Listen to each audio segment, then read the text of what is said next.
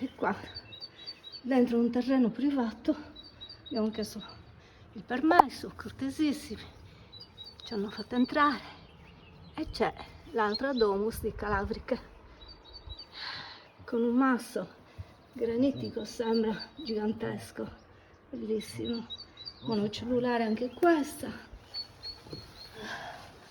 Allora c'è un accenno di pilastro,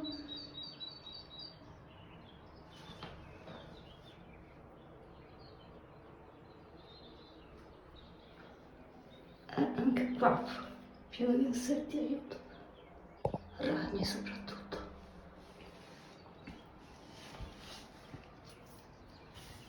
La porticina, uno spazio ridottissimo di movimento, per cui vi faccio vedere com'è sopra.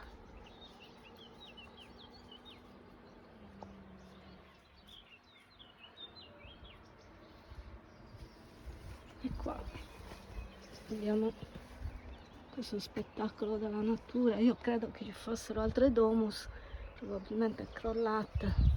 Vediamo se si può passare in questo roccione. Poi ci sono degli iris naturali bellissimi, iris spontanei, iris naturali.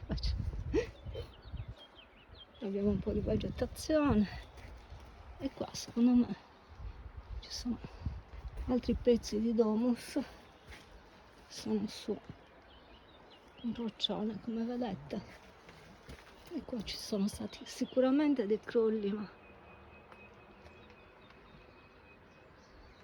spettacolari.